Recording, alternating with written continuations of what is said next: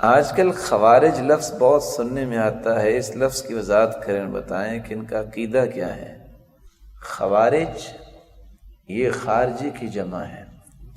سیدنا انس رضی اللہ تعالی عنہ روایت کرتے ہیں، اللہ کے رسول صلی اللہ علیہ وسلم کے سامنے ایک ایسے شخص کا تذکرہ کیا گیا، ان لہ نکایۃ لعدو واجتہاد، ایک ایسے شخص کا تذکرہ کیا گیا جو دشمن کے خلاف بڑی قوت رکھتا ہے اور اس کی اجتہادی صلاحیت بڑی ہے۔ آپ صلی اللہ علیہ وسلم نے فرمایا مجھے نہیں پتا کون ہے وہ، اتفاق سے وہ آ گیا۔ کون شخص آ گیا؟ وہی شخص آ گیا، اس نے آ کے سلام کہا۔ سب صحابہ نے جو پاس تھے جواب دیا۔ اللہ کے رسول صلی اللہ علیہ وسلم نے فرمایا یہ پہلا قرن ہے، سینگ ہے جس کو میں دیکھ رہا ہوں، اس کی اولاد سے ایسے لوگ پیدا ہوں گے جو دین سے اس طرح نکل جائیں گے جس طرح جانور سے تیر نکل جاتا اور پتہ ہی نہیں چلتا کہ تیر لگا تھا کہ نہ لگا تھا۔ یمرقون من الدین کما یمرق السهم من الرمیہ۔ بعد میں اللہ کے رسول صلی اللہ علیہ وسلم نے اس سے پوچھا کہ جب تم مسجد میں داخل ہونے لگے تھے تو تیرا کیا خیال تھا کہ تجھ سے افضل بھی کوئی ہے مسجد میں کہ نہیں؟ کہا میرا ذہن تھا کہ مجھ سے افضل کوئی نہیں ہے، حالانکہ اللہ کے رسول بیٹھے تھے۔ یہ حدیث یہاں ختم ہوتی ہے۔ دوسری روایت میں آتا ہے ذوالخویصرہ، یہ بنو تمیم کا ایک شخص ہے، ذوالخویصرہ، وہ اللہ کے رسول کے پاس آیا اور کہتا ہے اعدل یا محمد، اے اللہ کے رسول عدل کرو، بے انصافی نہ کرو۔ اللہ کے رسول تقسیم کر رہے تھے مال، فرمایا ان لم اعدل فمن یعدل، اگر میں بھی عدل نہیں کروں گا تو پھر کون کرے گا؟ اللہ کے رسول صلی اللہ علیہ وسلم نے فرمایا تھا اس کی اولاد سے ایسے لوگ پیدا ہوں گے جو دجال کے ساتھ ملیں گے، پیدا ہوتے ہی جائیں گے اور دین سے اس طرح نکل جائیں گے جیسے بھی آپ نے حدیث سنی۔ اور بعض روایت یہ بتاتی ہیں کہ تم اپنی نمازوں کو ان کی نمازوں کے ساتھ حقیر جانو گے، اپنی عبادتوں کو ان کی عبادتوں کے سامنے حقیر جانو گے۔ ان خارجیوں کا ظہور سب سے پہلے عثمان رضی اللہ تعالیٰ عنہ کے زمانے میں ہوا۔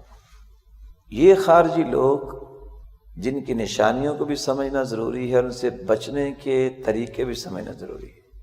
سب سے پہلی نشانی خارجیوں کی یہ ہے وہ اپنے سے نیک کسی کو سمجھتے نہیں، غرر اور غرور ان میں ہوتا ہے۔ روایت آپ نے سنی ہے، اللہ کے رسول صلی اللہ علیہ وسلم نے فرمایا کہ جب تم مسجد میں داخل ہونے لگے تھے تو تیرا کیا خیال تھا کہ تجھ سے کوئی نیک بھی اس میں ہے؟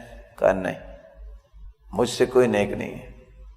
خارجی جو ہوگا وہ ہر شخص کو اپنے سے نیکی میں حقیر سمجھے گا۔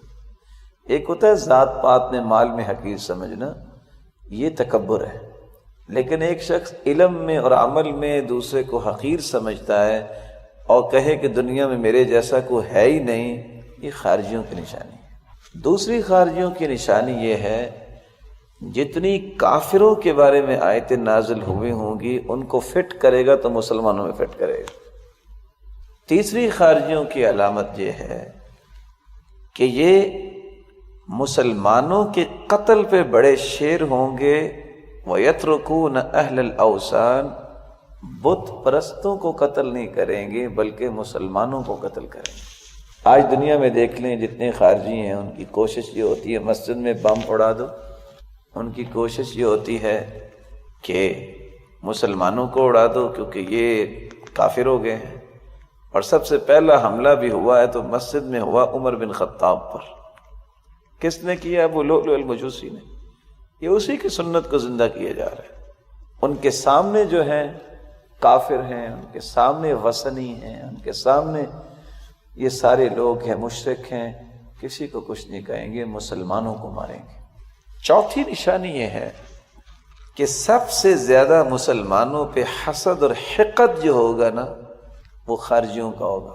کافروں کو بھی اتنا حسد نہیں ہوگا مسلمانوں پہ جتنا خارجیوں کو ہوگا۔ آپ نے سنی ہوگی یہ روایت، عثمان رضی اللہ تعالی عنہ جب ان کو شہید کرنے لگے تھے تو عمر بن حمق نے آپ کے سینے پہ چڑھ گیا اور 9 وار کیے تھے۔ کیا کہتا ہے؟ اما الثلاث فللہ واما الست فما كان في قلبي عليك، 9 وار میں تجھے کر رہا ہوں، 3 وار تو اللہ کے لیے کر رہا ہوں اور 6 اپنا کلیجہ ٹھنڈا کرنے کے لیے کر رہا ہوں۔ خارجیوں کو سب سے زیادہ حسد اور حقد جو ہے نا وہ مسلمانوں پہ ہوگا۔ محمد بن سیرین کہتے ہیں میں نے ایک شخص کو دیکھا وہ دعا کر رہا تھا، یا اللہ مجھے معاف کر دے، اور مجھے پتا ہے تو نے معاف نہیں کرنا، یا اللہ مجھے معاف کر دے، ویسے مجھے پتا ہے کہ تو نے مجھے معاف نہیں کرنا۔ میں نے پوچھا کیوں، کیا بات ہے؟ کہتا ہے میں نے منت مانی تھی کہ میں اگر عثمان کے پاس پہنچ گیا، وہ شہید ہو بھی گیا، تو میں نے اس کے منہ پہ تھپڑ مارنا ہے، والعیاذ باللہ۔ سارے لوگ جب جنازہ پڑھنے گئے تو میں نے بھی یوں محسوس کروایا کہ جنازہ پڑھنے جانا ہے۔ میں نے جب اکیلا دیکھا تو میں نے تھپڑ لگایا اور میرا ہاتھ شل ہو گیا، اور آج تک میرا ہاتھ حرکت نہیں کر سکتا۔ یہ حسد اور حقد جو ہے یہ مسلمانوں پہ ہوگا، کافروں پہ نہیں ہوگا۔ بلکہ جب ان کا سر مبارک پڑا ہوا تھا اسی طرح مصحف پر، جب ان خارجیوں نے دیکھا تھا شہید ہو چکے ہیں، تو آگے بڑھ کے نہ اس نے قرآن کو دیکھا، کہا کہ یہ قرآن کے اوپر سر کیوں پڑا ہے، پاؤں کے ساتھ ٹھکرا کے اس کو نیچے گرایا۔ نہ اس نے اس مبارک سر کا خیال کیا، نہ اس نے قرآن مجید کا خیال کیا۔ خارجی جو ہے ان کا حقد سب سے زیادہ مسلمانوں پہ ہوگا، اور امام ابن تیمیہ تو لکھتے ہیں کہ یہودیوں سے بھی زیادہ ان کے دل میں بغض اور غیظ ہوتا ہے مسلمانوں پر۔ اور اس کی سادہ سی مثال نابلسی جو ہے، نابلسی بہت بڑے عالم گزرے، تعبیر رؤیا میں بہت خوبصورت کتاب ہے ان کی۔ ان کو ایک خارجی نے پکڑا تھا جن کو آج رافضی کہتے ہیں، اور ایک یہودی تھا۔ یہودی کہتا تھا اس کو مار دو، کہتا تھا نہیں، میں نے اس کی زندہ کی چمڑی ادھیڑنی ہے، اور زندہ کی ان کی چمڑی اس نے اتاری ہے۔ یہودی سے برداشت نہیں ہوا، اس نے کہا میں یہ تکلیف برداشت نہیں کر سکتا۔ اس نے سینے میں خنجر لگایا، وہ کہتا تھا نہیں، خنجر نہ لگاؤ، اس کو اسی طرح مارو۔ اس لیے اللہ کے رسول نے فرمایا تھا ہم شر الخلق والخلیقہ، بدترین لوگ جو ہیں وہ خارجیوں کی طرح ہیں۔ احداث الاسنان صفحاء الاحلام، عقلیں ان کی چھوٹی ہوگی، نوجوان ہوں گے، اور کسی کی کوئی پرواہ نہیں کریں گے۔ یہ بنیادی طور پہ چند نشانیاں، اور ایک نہیں بہت ساری نشانیاں رسول اللہ صلی اللہ علیہ وسلم نے بیان کی ہیں۔ اس لیے جو شخص رسول اللہ صلی اللہ علیہ وسلم کے دین کو سمجھے کہ یہ ناقص ہے، اور اپنے آپ کو پوری دنیا سے نیک سمجھے، اور کفر اور اہل کفر کو چھوڑ کے مسلمانوں کے پیچھے پڑ جائے اور ان کو نقصان پہنچائے، اور ان کے بارے میں کافروں سے بڑھ کے حسد اور حقد رکھے، یہ خارجیوں کی نشانی ہے۔ ان خارجیوں کے فتنے سے بچا کیسے جا سکتا ہے؟ اس کے بھی مختلف طریقے ہیں۔ جب تک آپ کے پاس صحیح علم نہیں ہے آپ کبھی خارجیوں کے فتنے سے بچ نہیں سکیں۔ اس لیے شرعی علم سیکھا جائے، قرآن و حدیث پر مبنی۔ آپ کے سامنے وہ نشانیاں ہونی چاہیے جو اللہ کے رسول نے بیان کی۔ جب تک آپ اس کی علامتوں کو نہیں سمجھیں گے بچ نہیں سکیں گے۔ دوسری بات، زندگی میں کبھی کوئی مسئلہ آئے اپنے آپ کو علماء سے بڑا سمجھ کے خود فتویٰ نہ دے۔ حدیث کے الفاظ ہیں ان القرآن لم ينزل يكذب بعضه بعضا ولكن يصدق بعضه بعضا۔ قرآن اس لیے نازل نہیں ہوا کہ ایک دوسرے کے ساتھ ٹکرایا جائے، قرآن تو ایک دوسرے کی تصدیق کرنے کے لیے آیا۔ فما عرفتم منه فاعملوا به، جس چیز کا حکم تمہیں پتہ چل جائے اس پہ عمل کر لو۔ وما جہلتم منه فردوه الى عالمه، تمہیں اگر پتہ نہیں ہے تو خود سے فتویٰ نہ دیو، عالم کی طرف لوٹو، علماء سے پوچھو۔ تو خارجوں کے فتنے سے بچنا جب تک علم نہیں ہوگا ممکن نہیں، اور جب تک علماء کی سرپرستی کو قبول نہیں کرتا انسان، ان سے رہنمائی نہیں لیتا، انسان کبھی اس فتنے سے بچ نہیں سکتا۔ اور تیسرا طریقہ یہ ہے فَلْزَمْ جَمَاعَةَ الْمُسْلِمِينَ، تم مسلمانوں کی جماعت کے ساتھ لگے رہو، تم اختلافات اور فتنوں سے دور ہو جاؤ۔ یہ جماعت المسلمین سے کیا مراد ہے؟ اللہ رسول صلی اللہ علیہ وسلم نے فرمایا من ہم، جب سوال کیے گا وہ کون ہوں گے؟ فرمایا ما انا علیہ واصحابی، جس دین پہ میں ہوں اور جس دین پہ میرے صحابہ ہوں گے وہ جماعت ہوگی۔ اس لیے جب تک تفرقے بازی سے ہم نہیں بچیں گے، ان خارجیوں کے فتنے سے جان نہیں چھوٹے گی۔ جو اللہ اور اس کے رسول کی بات کرے اس کو قبول کر لو۔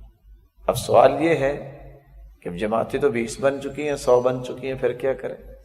رسول اللہ صلی اللہ علیہ وسلم نے اس کا حل بتایا ہے، جب تم دیکھو کہ یہ مسئلہ بھی حل نہیں ہو رہا، فاعتزل الفرق کلھا، پھر سب کو چھوڑ دو اور ایک درخت کے ساتھ بیٹھ جاؤ، حتی یدرکک الموت، سب سے جدا ہو جاؤ، کتاب و سنت کے مطابق عمل کرو یہاں تک کہ تمہیں موت آ جائے۔ یعنی اختلافات سے بچ جاؤ، لڑائیوں میں نہ آؤ۔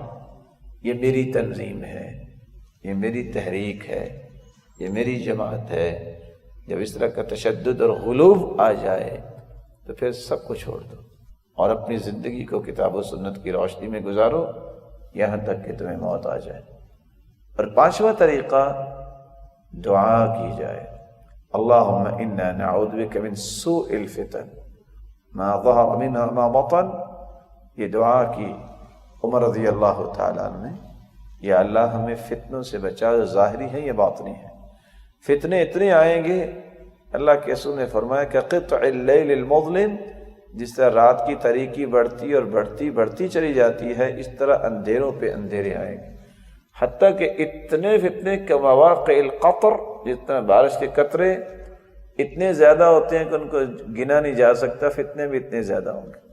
اور تیسری روایت میں آتا ہے ینسی تالیہ ماضیہ، اتنے فتنے کہ ایک فتنہ آئے گا، بندہ کہے گا ہادی مہلکتی، اب میں مارا گیا، دوسرے دن نیا فتنہ آ جائے گا، پہلے کو ویسے ہی بھول جائے گا۔